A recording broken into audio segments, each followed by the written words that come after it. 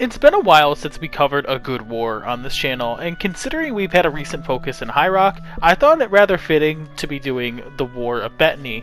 And this also gives us another stopgap and kind of a break from the Kingdoms of High Rock, and that will be returning next week. Nevertheless, this war is fascinating, and only because there are two sources that give an idea of what this war is. One written in the perspective of the Bretons, and another written in the perspective of the Redguards. And for a little bit of context, this is a war between Sentinel and Daggerfall. Before we kind of dive into the meat and bones of the war itself, in 402 of the Third Era, Betany was ruled by a Lord Mogref, who was a Breton. Betany is a small island just off the coast of Daggerfall, and holds kind of a chaotic history of hosting a number of power struggles between the Bretons and the Redguards of Daggerfall and Sentinel. By 402, Betany was in the hands of the Bretons, and as such, King Lysandus agreed, and Betany essentially became a protectorate to Daggerfall, or allowed itself to be absorbed by Daggerfall itself. We don't really know, and it's kind of hinted at that Betany ended up becoming absorbed by it, but that's only by one of the sources, at least in the beginning of all this. The main reason for this whole thing happening is cited as a need for protection against pirates and bandits. However, this is also contested by the Redguards as well. So to do this, as I said, there are two main sources we get this war, and I've kind of dissected both of them, and I'll give an overall analysis of what I think of both sources at the end of this video, but I've tried to dissect both and get probably the most accurate version of this story out there, so bear with me as I go through this, but let's just get into it now. With Daggerfall claiming Betany, this led to King Cameron of Sentinels citing an ancient contract as claimancy for the Isle, which ultimately led to the war. It's unknown who founded Betany, but it's said that the Bretons had lived on the Isle for untold years until the Second Era, when the Seamount Orcs conquered it, and then eventually gave themselves up to the Daggerfall Covenant. They still held control of the island at that point. This leads me to believe that the Bretons held the best claim despite Sentinel's version of the story. Through the Breton version, we get this contract that came up, and it said that 200 years prior is when Sentinel held the island, and they basically had this agreement where Sentinel became a protectorate, or became the protector of this island. And now, we don't know if it's the last time Sentinel held the island, as it said it's kind of switched hands multiple times. However, this is the last known date of when Sentinel held it, so we kind of have to go off its word, or kind of assume here. So at this point, I'm going to assume the island of Betany was under control of the Bretons for at least 200 years at this point. As such, when this war began, a few skirmishes with undecided victors occurred, and this ultimately culminated into the Battle of the Bluffs. And considering the Redguards don't give any insight of what happened during the battle outside of, quote, using black magic and espionage, end quote, to win, it's likely the Redguards, who held magic in pretty much most magic in disdain, and also preferred in open-pitched battles, thus espionage might not really be their style, that this is a play to demonize the Bretons. Now, according to the Bretons, King Lysandus, Prince Gothrid, and Lord Bridewell, who was general of the armies, led the victories at both the Battle of the Bluffs and the Siege of Craghold. I mention this basically because this will kind of come up later when my analysis of the sources, so just keep that in your train of thought that will come back later. As such, the Bretons had basically the advantage in this war. They had won the two major battles of the war that have happened, and of the minor skirmishes they were relatively undecided. With this, both sides convened for the Treaty of Redguards, who the lord of which at the time of this area was neutral, and both sides agreed that the terms would be to share Betany. It's kind of goes hand in hand there.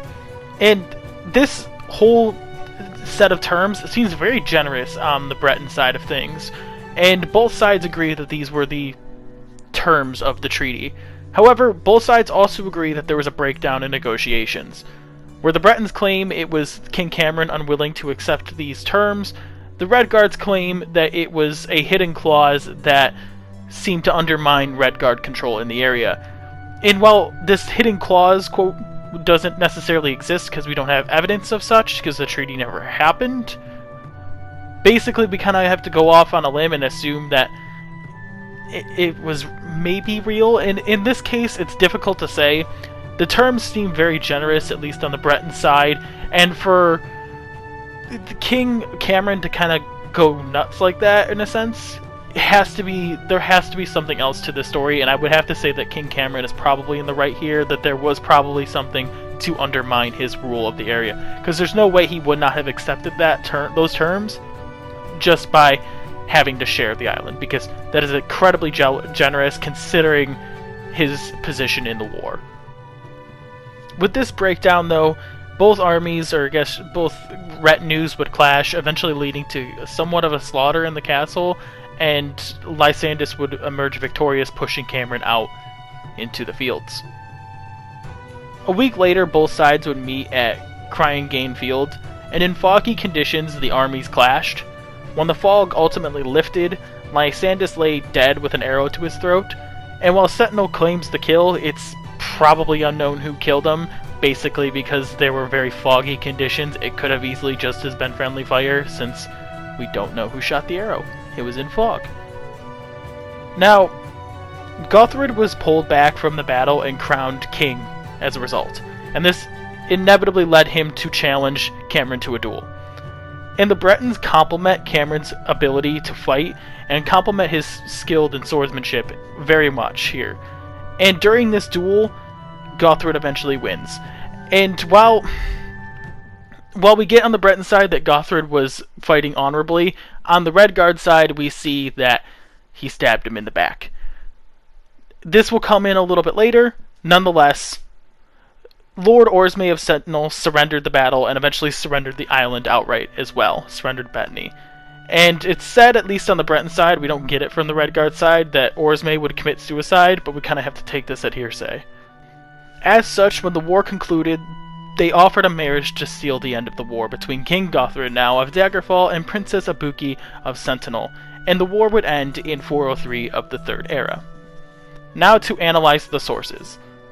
It's difficult to say. Reading both of these, it's incredibly interesting because you get a different perspective of everything. The Redguards give a very angered and somewhat antagonistic view of the Bretons in this case, whereas the Bretons seem to be a little bit more fairer to their enemy in this area. And having training in history, at least, because I graduated with that degree, I've basically been taught to analyze sources and try to decipher and pull out information through the bias. Nonetheless, though, it's interesting seeing all this because I got to use something like that in YouTube, which is fascinating.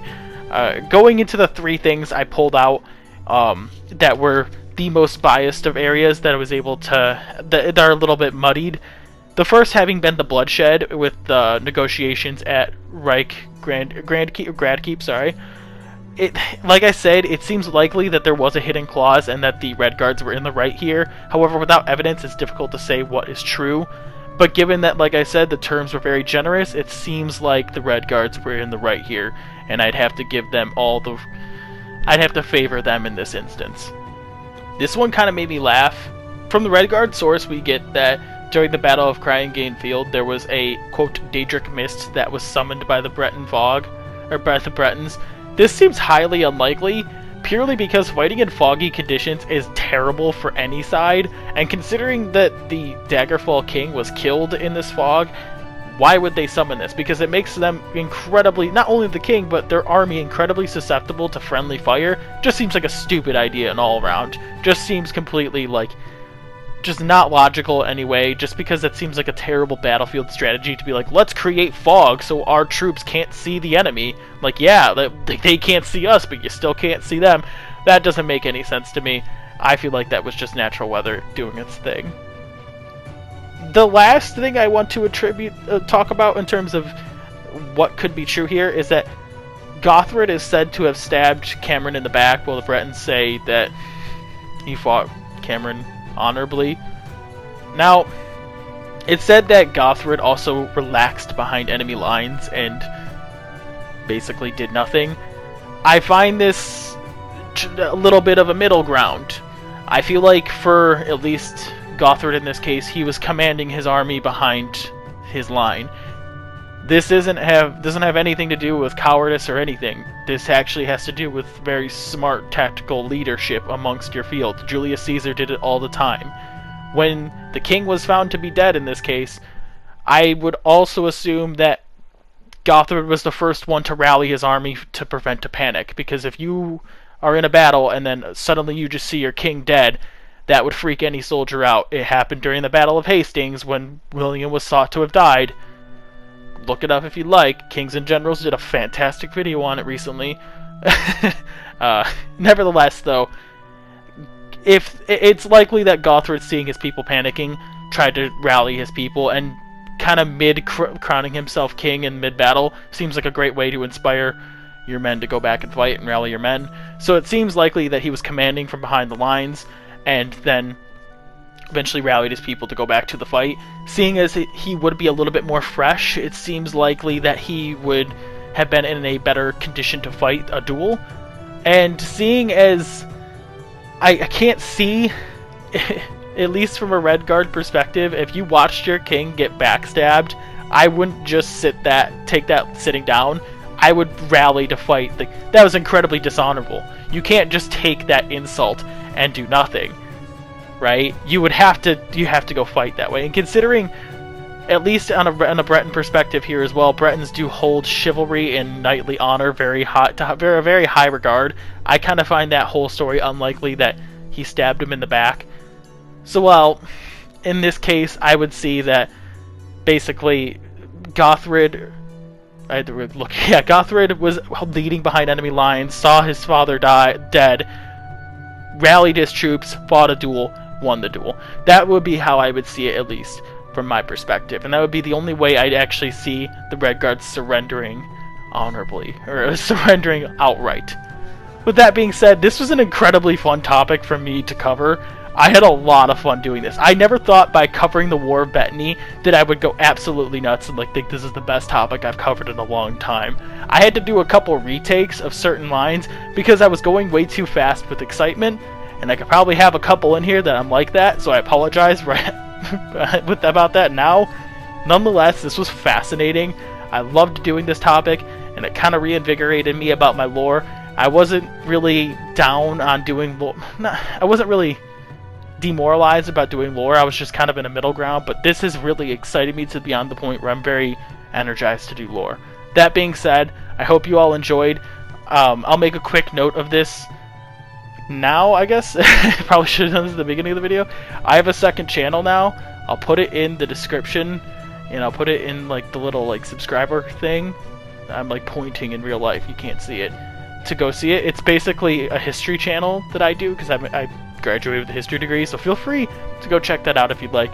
And as always, if you enjoyed this channel, please give this video a like and maybe subscribe for more. Ignore that. I don't know what's going on with me right now after I'm done. Nevertheless, subscribe for more, and I hope to see you all in the next week. And if you have any video suggestions for content, let me know in the comments below or in the Discord chat, which also the link of that is in the description below. I'm still motioning with my hand where everything is. You can't see me, but I hope to see you all in the next video. Peace. If you enjoyed, please like this video because it really lets me know you're enjoying this content. And if you're new to the channel, please consider subscribing. The links are right here for you to click on, and the Discord chat link is right here as well. And overall, I hope you all enjoyed, and I hope to see you in the next video. Peace.